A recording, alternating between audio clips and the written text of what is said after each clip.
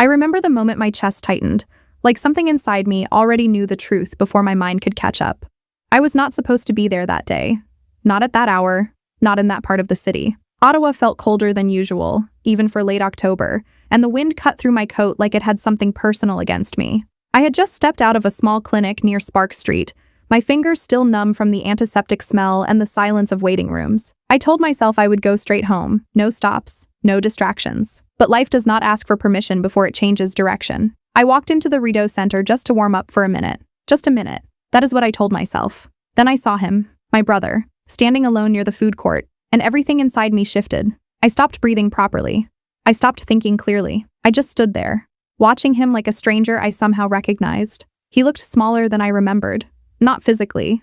Something else. I didn't call his name right away. I don't know why. Maybe I was afraid he would turn around and confirm what my heart was already whispering. He was staring down at his hands, moving his fingers slowly like he was counting something important. Not money. Not really. It looked heavier than that. His shoulders were curved inward, like he was trying to disappear inside himself. I had never seen him like that. Not even on his worst days. He used to walk like the world belonged to him, like nothing could bend him. But that day, he looked folded. I took a step closer, then another. My heartbeat got louder with each step. I finally said his name, soft at first, then louder. He turned so fast it startled both of us. His eyes met mine, and I felt it, that deep, quiet pain behind them, the kind people try to hide, the kind that never really hides. I forced a smile, but it didn't feel real. I asked him what he was doing there, why he looked like he hadn't slept in days. He avoided my eyes for a second, then gave me a half answer that didn't answer anything. He said he was just grabbing something to eat, but there was no food, no bag, no receipt, just empty hands and a face that looked worn down by something much bigger than hunger.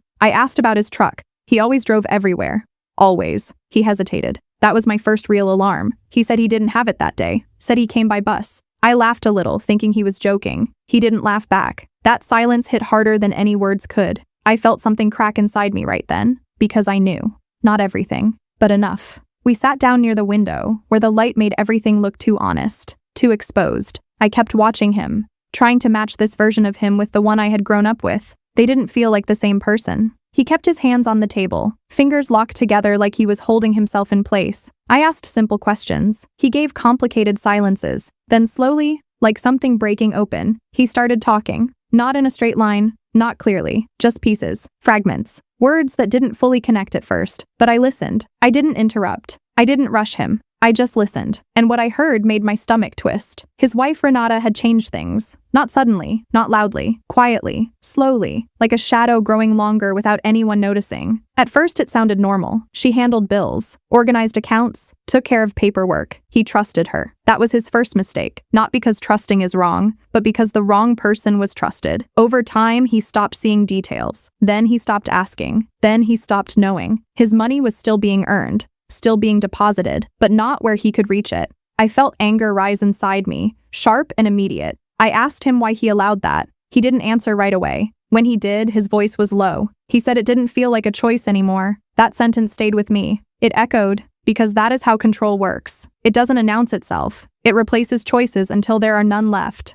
Then came Vera, Renata's mother. He said her name like it carried weight, like it had edges. She had moved in, temporarily. That word again. Temporary things that never leave. The house changed after that. The air changed. Conversations became quieter. Decisions became smaller. He started feeling like a guest in his own home. I could see it in the way he spoke. Careful, measured. Like even now he was afraid of saying too much. I leaned closer. I told him he could tell me everything. That I wasn't going anywhere. That whatever it was, we would face it together. He looked at me then. Really looked. And I saw something fragile there. Hope. Just a little, but enough. He told me about the allowance, $60 a week. I thought I misheard him. I asked him to repeat it. He did, calmly, like it had become normal, like it didn't shock him anymore. That scared me more than anything else. When something wrong stops feeling wrong, it means it has already taken root. I asked him how long this had been happening. He said months, then corrected himself. Almost a year. I felt anger, yes, but also guilt. How did I not see this sooner? How did none of us see it? He said he stopped telling people things, said it felt easier, said it avoided conflict. That word again, avoid. That is how people disappear slowly, not physically, but piece by piece. I asked him if he was happy. It felt like the most important question in the world at that moment. He didn't answer, not immediately. He looked out the window, watched people walking by like they belonged somewhere. Then he shook his head, just once. Small movement, but it carried everything. I felt my eyes sting. I reached for his hand. He didn't pull away. That alone told me how much he needed someone to hold on to. I told him he didn't have to live like this, that something was wrong, deeply wrong. He didn't argue. He didn't defend her. He just sat there, quiet, and that silence said more than any words could.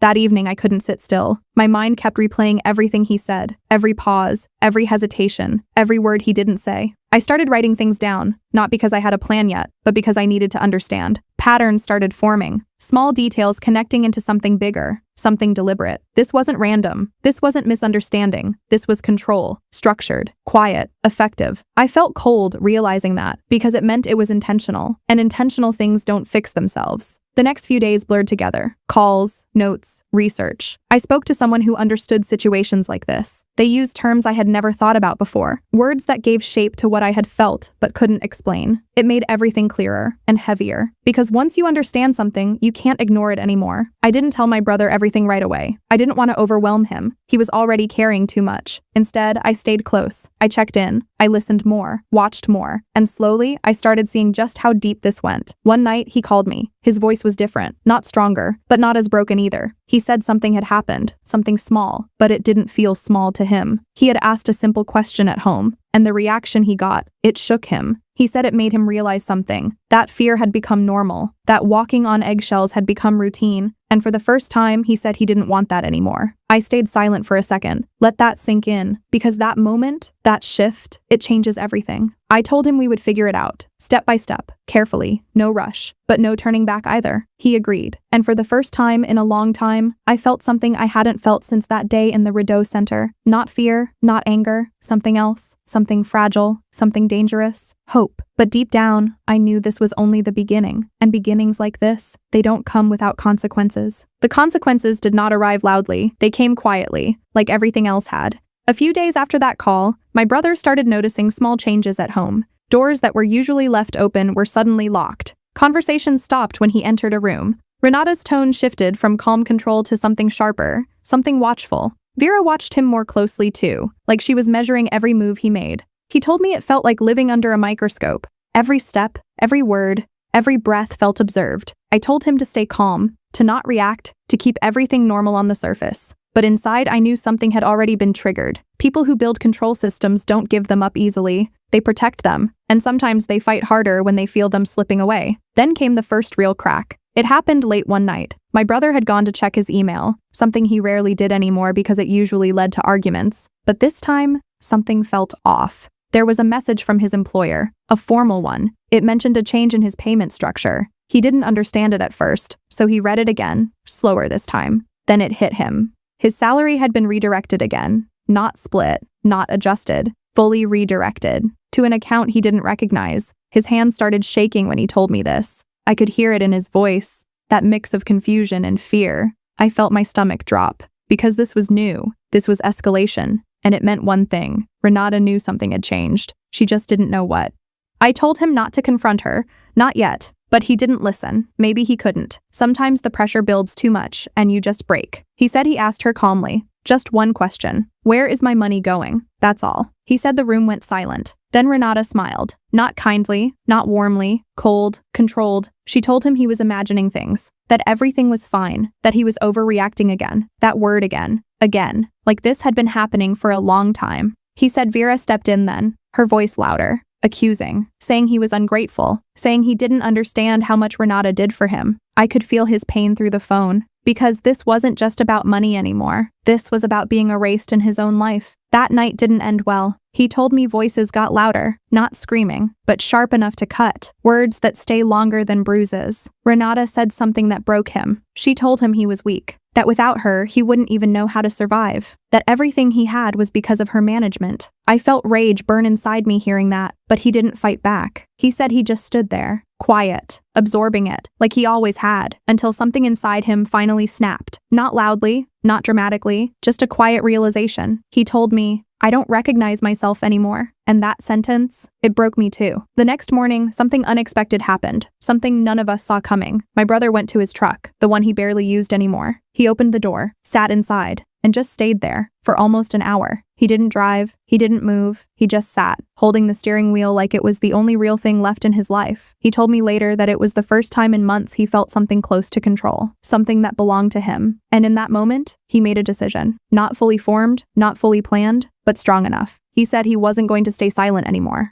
We started moving faster after that, not recklessly, but with purpose. He began documenting everything more carefully. Every message, every conversation, every financial change. I helped him organize it, piece by piece. It felt like building a puzzle, a painful one, but necessary. Then came the twist that changed everything again. One evening, while going through old papers, he found something unexpected, a document, folded, hidden between unrelated files. It was a property transfer draft, not finalized, but detailed enough. It showed Renata attempting to shift full ownership of the house into her name, without his knowledge, without his consent. My hands went cold when I saw it, because this wasn't just control anymore. This was planning. Long-term, calculated. That discovery shook him deeply. I could see it in his eyes when he came over that night. He wasn't just hurt anymore, he was shattered. Betrayal hit differently when it had proof. When it had paper, ink, intent, he kept asking the same question, why, over and over. And I didn't have an answer. Because sometimes there is no answer that makes sense. People don't always hurt you for reasons you can understand. Sometimes they just do.